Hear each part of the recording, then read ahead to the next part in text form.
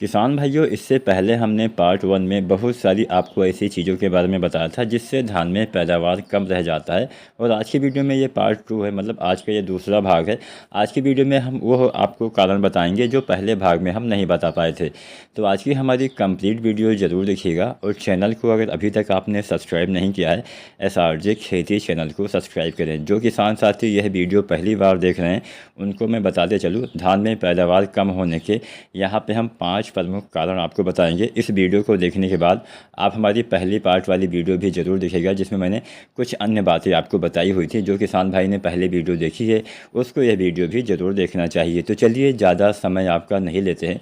यहाँ पे हम किसान साथियों, सभी किसान भाई तो यही चाहते हैं कि हमें हमारी फसलों में अच्छा उत्पादन मिले। अब हमारी फसलों में हमें अच्छा उत्पादन पाने के लिए हमें बहुत सी बातों का ध्यान देना पड़ता है।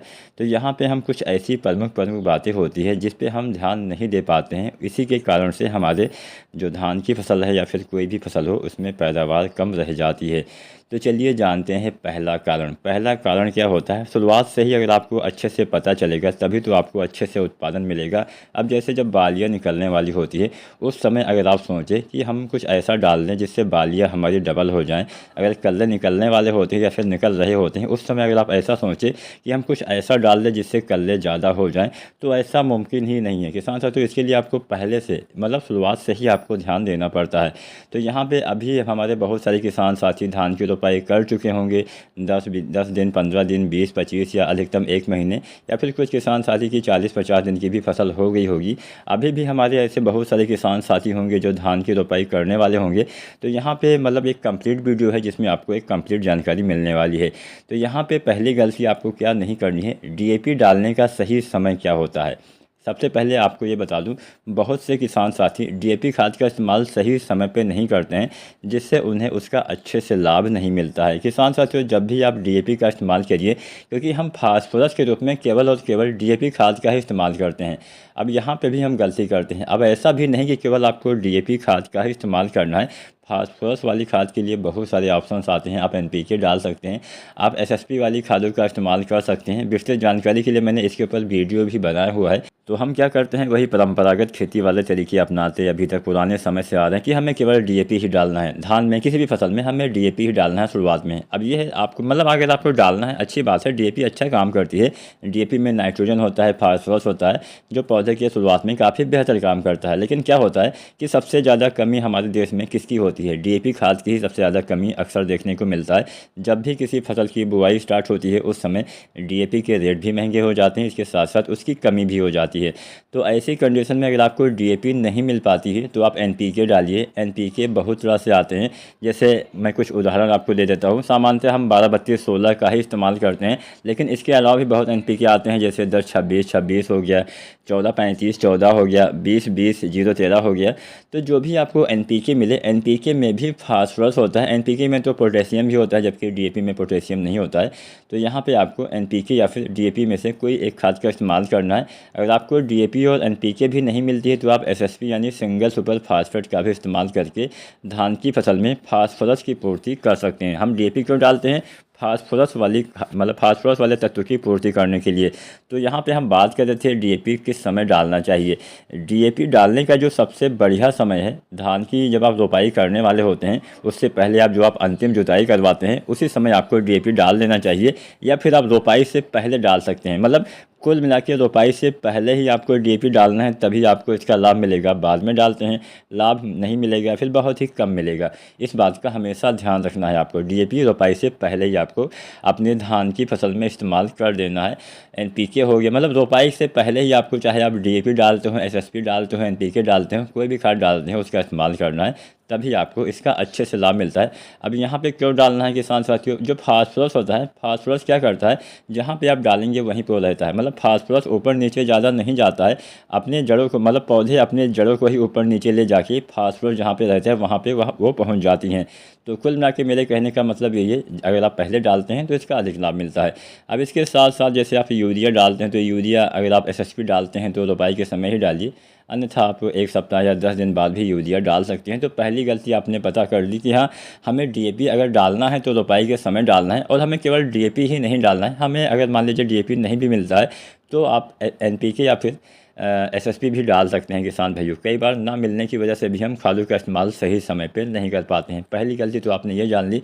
दूसरी गलती क्या करते हैं, दूसरी गलती ये करते हैं कि जिंक डालने का सही समय ही उन्हें पता नहीं होता है। कई बार हम तो डीएपी खाद में ही जिंक मिला के डाल देते हैं। ये अगर आप गलती करते हैं तो आपका डीएपी भी ख़राब हो जाता है, जिंक भी ख़राब हो जाता है। तो किसान साथियों, वैसे तो आप जिंक दो तरह से डाल सकते हैं। पहला तरीका होता है मिट्टी में प्रयोग करना, दूसरा तरीका होता है अपने फसल में स्प्रे करना। अब स्प्रे बिल से भी आप पूर्ति कर सकते हैं। आजकल किसान साथी स्प्रे बिल पे थोड़ा ज़्यादा फोकस कर रहे हैं, क्योंकि किसान साथियों इसका इस्तेमाल आप कभी भी कर सकते हैं। जो मिट्टी में आपको डालना है, अगर आपने रोपाई के समय डीएपी डालना है तो कम से कम 20 दिन का अंतर आपको देना पड़ेगा।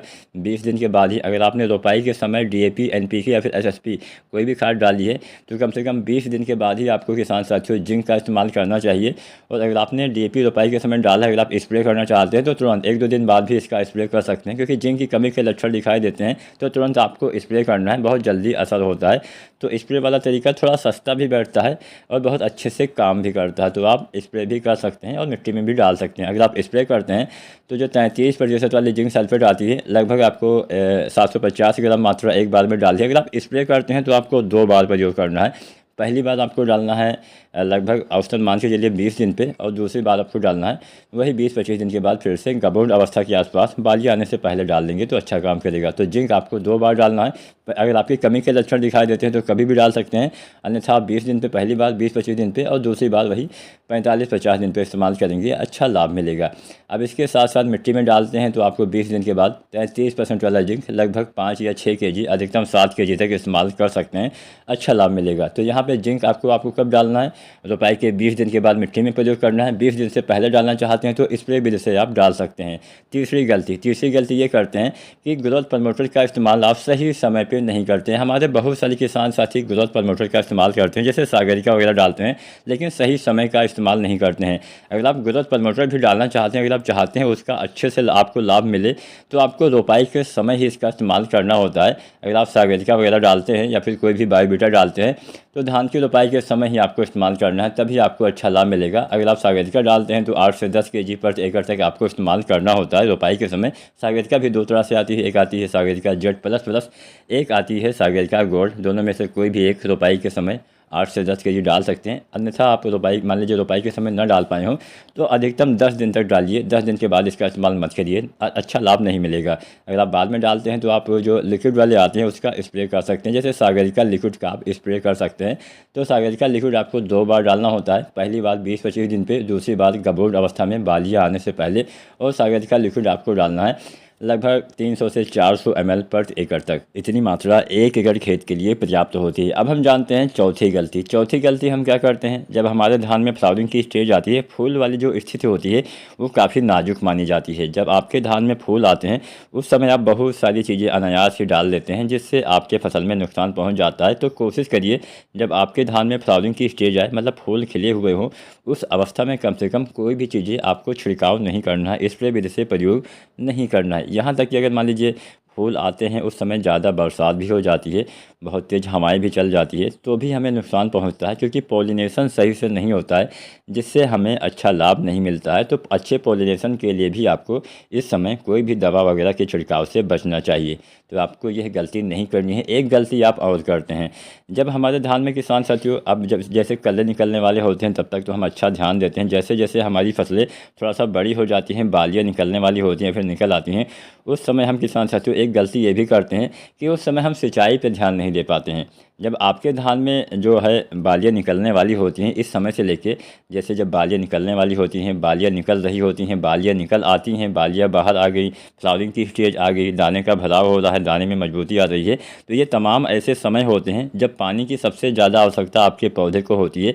अगर बरसात हो रही है अच्छी बात है, लेकिन बरसात नहीं हो रही है तो आपको सिंचाई करना पड़ेगा, आपको पानी की पूर्ति करना पड़ेगा। मैं ऐसा नहीं बोल रहा कि पानी भर दीजिए, लेकिन हल्की हल्की सिंचाई करके आप नमी मेंटेन करके रखेंगे तो अच्छा रहेगा। अगर मान लीजिए दाने भरते समय आपके धान के खेत में पानी की कमी हो जाती है तो आपके दाने ही खाली रह जाएंगे, फ्लावरिंग की अवस्था में पानी की कमी हो जाएगी तो पॉलिनेशन ही सही से नहीं होगा। बाली निकलने से पहले अगर ये समस्या आ जाएगी तो बालियाँ ही सही से नहीं निकलेंगी, शुरुआत में ही आपके दाने खराब हो जाएंगे। तो ये कुछ ऐसी छोटी छोटी बेसिक बातें भी होती हैं जिसका ध्यान रखना, जैसे समय से रोपाई, समय से सिंचाई, समय से खादों का इस्तेमाल, समय से दवाओं का इस्तेमाल और अच्छे से देखभाल काफ़ी इंपॉर्टेंट होता है। अगर आप खेत में जाएंगे तभी आपको पता चलेगा। अगर आप चाहते हैं, अगर आप एक उन्नतशील किसान बनना चाहते हैं तो खेत की आपको नियमित रूप से देखभाल भी करना पड़ेगा, तभी आपको पता चलेगा आपका फसल कैसी है, आपकी खेत कैसा है, मिट्टी में नमी की कमी है या फिर अच्छी मात्रा में नमी है। तो ये तमाम चीज़ों के लिए आप नियमित रूप से खेत की देखभाल भी करते रहेंगे। उम्मीद करते हैं आज की वीडियो आपको पसंद आई होगी। कोई भी सवाल हो नीचे कमेंट करिएगा